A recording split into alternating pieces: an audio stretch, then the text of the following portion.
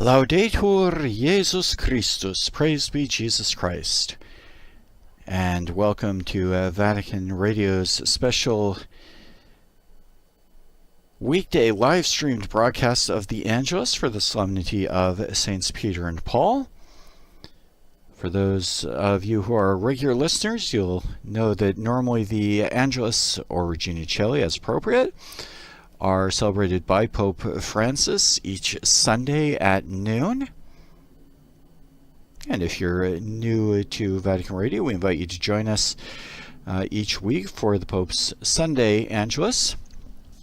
Today, a very important feast day, the Solemnity of Saints Peter and Paul, a holy day of obligation in the Universal Church, although not in all places.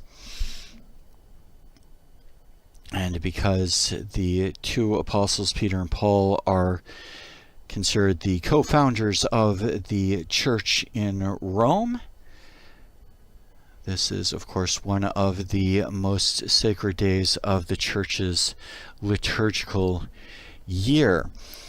In just a few moments, our Holy Father will be coming to the balcony of the Apostolic Palace, over the window of the Apostolic Palace, overlooking the square here in front of St. Peter's Basilica.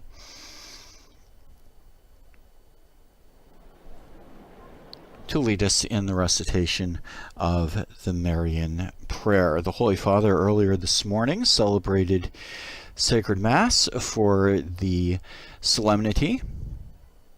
The liturgy took place in St. Peter's Basilica, and during that liturgy, as is customary, the Holy Father blessed the pallia, the liturgical vestment that hangs over the shoulders of metropolitan archbishops and is an indication of their authority as archbishop, but most importantly of their close ties of communion and fellowship and obedience to the successor of Saint Peter. Also during that event, the Holy Father, Pope Francis, exchanged the sign of peace with the representative of the Ecumenical Patriarch of Constantinople. The Church of Constantinople customarily sends over a delegation for the patronal feast of the Church of Rome, usually a high-ranking archbishop or other prelate of the Orthodox Church of Constantinople. And for its part, the Church of Rome sends a delegation representing the Pope to Constantinople, now Istanbul, for the feast of St. Andrew, the patronal feast of the See of Constantinople. And you can hear in the distance the crowd welcoming the Holy Father, who is approaching the window of the Apostolic Palace and with a smile and a wave greets the many pilgrims and visitors who are present in Rome this afternoon. Dear brothers and sisters, good day. And the Gospel for today, the Solemnity of the Holy Apostles, Saints Peter and Paul. Jesus says to Simon, one of the 12, "You are Peter, and on this rock I will build my church." Peter is a name that has several meanings.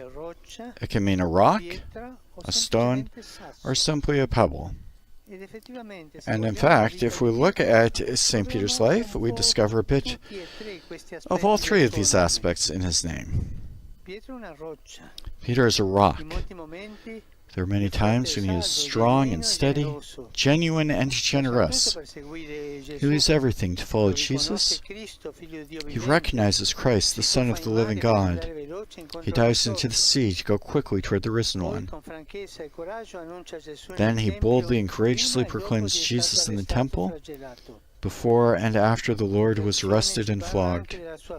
Tradition tells us also about his steadfastness when facing martyrdom, which happened right here in Rome. He is a rock.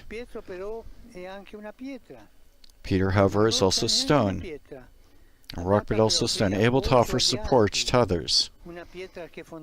A stone that founded on Christ acts as a support to the brothers and sisters for the building up of the church. We discover this too in his life. He responds to Jesus' call together with Andrew, his brother, James, and John. He confirms the apostles' desire to follow the Lord. He cares for those who suffer. He promotes and encourages the communal proclamation of the gospel. He is a stone, a reliable point of reference for the entire community.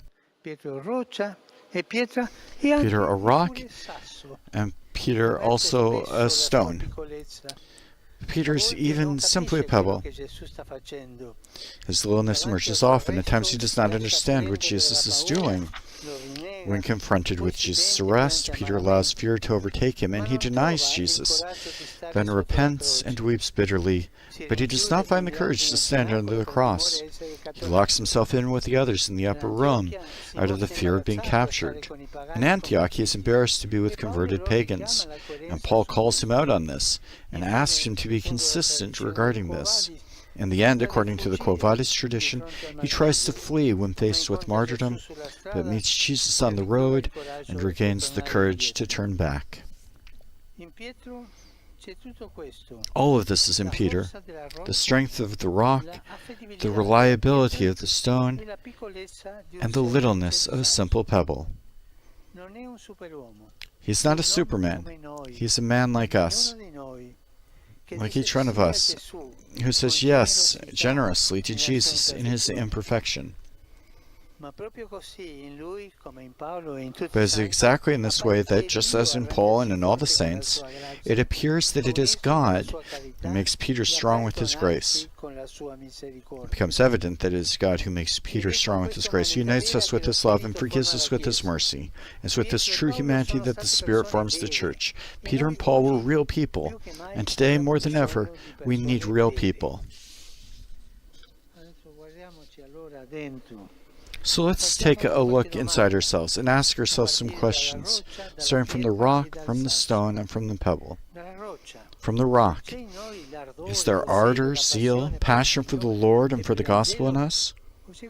Or is there something that easily crumbles? And then, are we stones? Not the kind that make people stumble, but the kind with which the church can be built. Do we work for unity? Are we interested in others, especially the weakest? Finally, thinking of the pebble, are we aware of our littleness? And above all, in our weakness, do we entrust ourselves to the Lord who accomplishes great things through those who are humble and sincere? May Maria, the Queen of the Apostles, help us imitate the strength, the generosity, and the humility of Saints Peter and Paul. And now the Angelus. Concepit Spiritus Sancto. Ave Maria, gratia plena, Dominus tecum, benedicta tui mulieribus, et benedictus fructus ventris tui, Iesus. Santa Maria, Mater Dei, ora pro nobis peccatoribus, nunc et in hora mortis nostre. Amen. Ecce ancilla Domini. Fiat mi secundum verbum tuum. Ave Maria, gratia plena, Dominus tecum, benedicta tui mulieribus, et benedictus fructus ventris tui, Iesus. Santa Maria, Mater Dei, ora pro nobis peccatoribus, nunc et in hora mortis nostre. Amen. Verbum carum factum est. Capitati in nobis. Ave Maria, gratia plena, Dominus tecum, benedicta tui mulieribus, et benedictus fructus ventris tui, Iesus. Santa Maria, Mater Dei, ora pro nobis peccatoribus, nunc et in hora mortis nostre. Amen. Ora pro nobis, Santa Dei Gentris. Dimmi e ficiamo promissionibus Christi.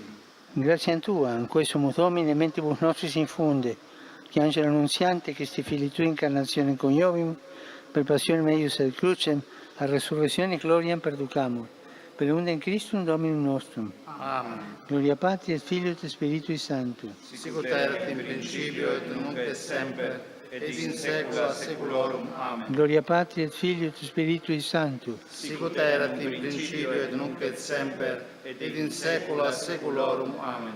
Gloria Patri et Filio et Spiritui Sancto. Sicut erat in principio et nunc et semper, et in saecula saeculorum. Amen. Pro fidelibus defunctis, requiem aeternam dona eis Domini.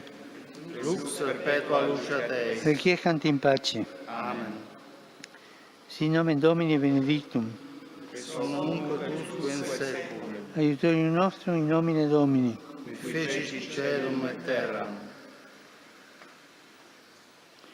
Benedicat vos omnipotens Deus, Pater, et Filius, et Spiritus Sanctus. Amen. And the Holy Father concludes the recitation of the Angelus with his apostolic blessing, which goes out not just to those present, but also to all those listening live to today's Angelus. And the Holy Father begins his reflection after the Angelus with a greeting to all the Romans on this feast of Saints Peter and Paul. Thanks for the place of Rome. And he speaks about the display of flowers which are displayed in the square and up the Via della Conciliazione leading from St. Peter's.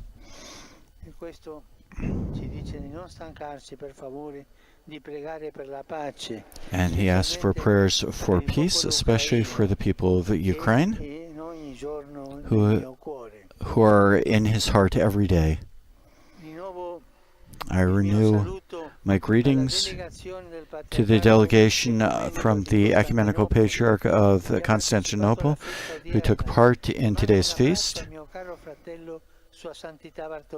I send my embrace to the Archbishop, the Ecumenical Patriarch of Constantinople.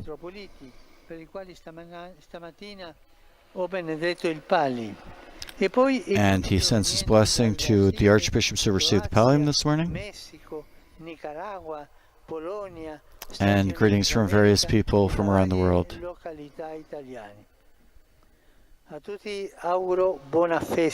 And I wish all of you a happy feast.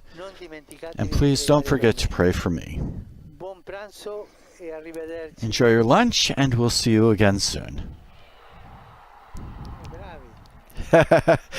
And the cries of Viva el Papa, long live the Pope. And the Pope obviously hear him and says, well done, good for you. And that brings us to the end of today's Angelus.